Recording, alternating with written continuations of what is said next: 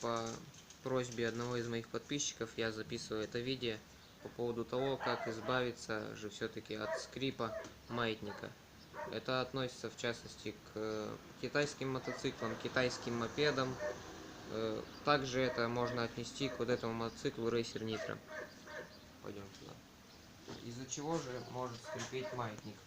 Для тех, кто не знает, где он крепится и что это такое.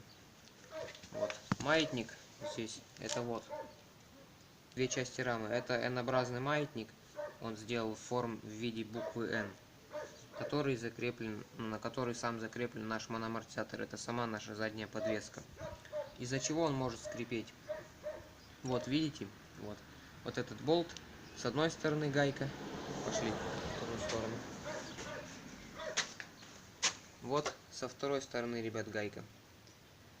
Так как у меня маятник не скрипит, я разбирать не буду, я все вам просто это расскажу.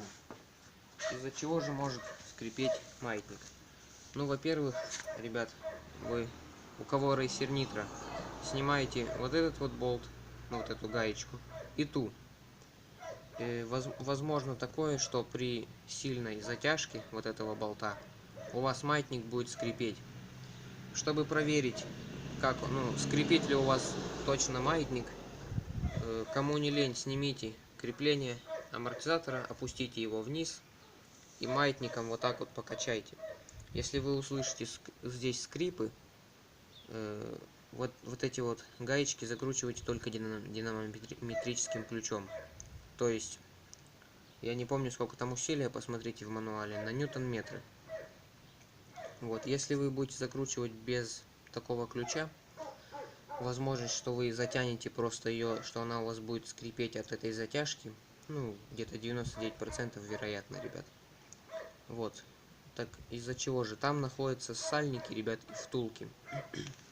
И достаньте эти сальники и втулки, посмотрите на их состояние. Если чуть-чуть хоть какой-то абразив или какой-то износ, в принципе, один раз можете промазать либо силиконовой смазкой, либо какой-нибудь водостойкой, либо просто пропшикать на первый раз ВДшкой вот эти места. Вот этот вот болт, ну как бы, это как ось, типа ось.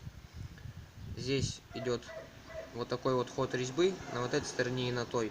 А все остальное это просто закругленная форма, ребят.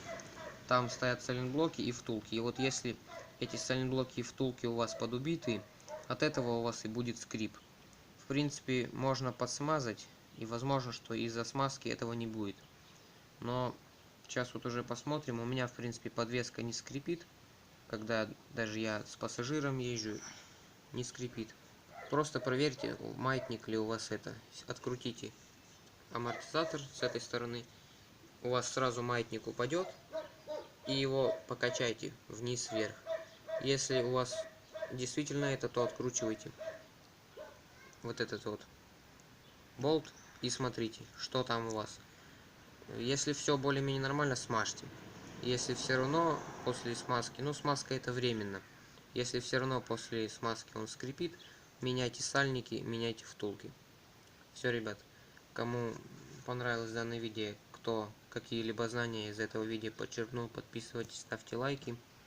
Всем спасибо, чтобы скрипов маятника у вас не было. Всем до свидания.